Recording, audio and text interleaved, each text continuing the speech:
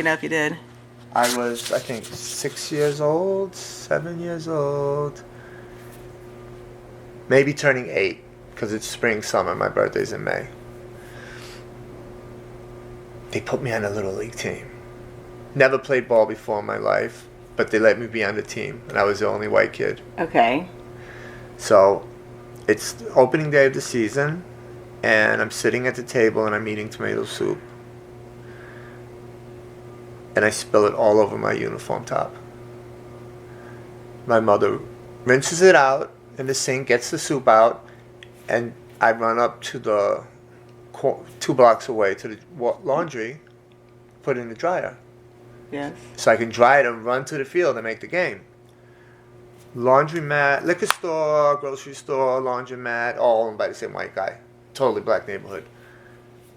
There's a black guy in there, and he's insisting that he sell him alcohol and pay with the food stamps. And he was getting aggressive. And when I walked in the door, the guy shot him with the .22. The guy shot the black guy. The black guy who was a customer, who was a would-be who was customer. drunk, trying to buy liquor with food stamps. So now this guy's on the floor with a hole in him. There was a little hole and the blood coming out. And you're in your little I've got my wet shirt there. Yes. And I'm in there to get change for the washing machine, for the dryer. And I couldn't believe it. I couldn't believe it. You never told me this. I didn't tell you. That's crazy.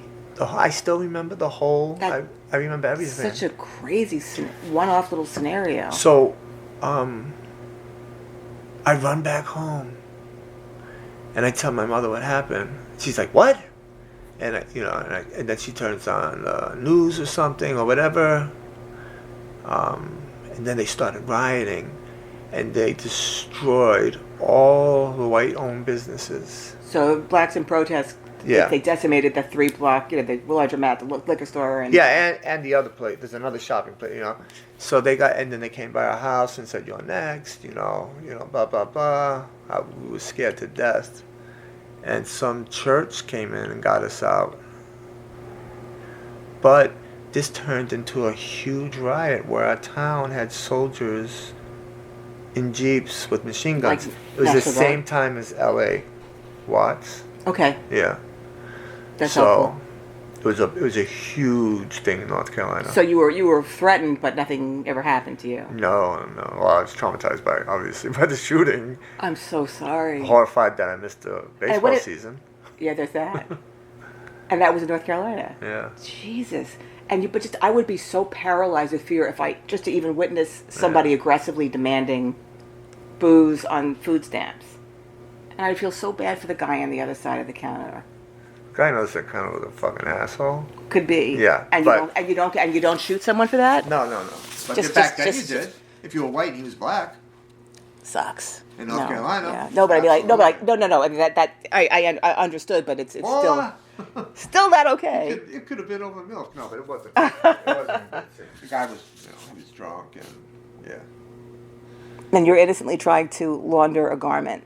Trying to dry a jersey so I can go to my first baseball game. Next question is, how'd she get the tomato soup out of it? Because it's really hard to get out of it. She got it out. Amazing. Yeah.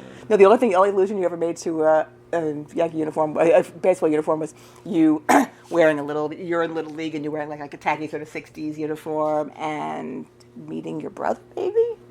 Meeting your brother? Oh, I was a baby. I was like really young. I had on the shorts, 3 years old, baseball hat. maybe 3 years old or something, right? Meeting my brother in foster care. That was the only illusion you ever. Wow. Yeah. 70 or 69.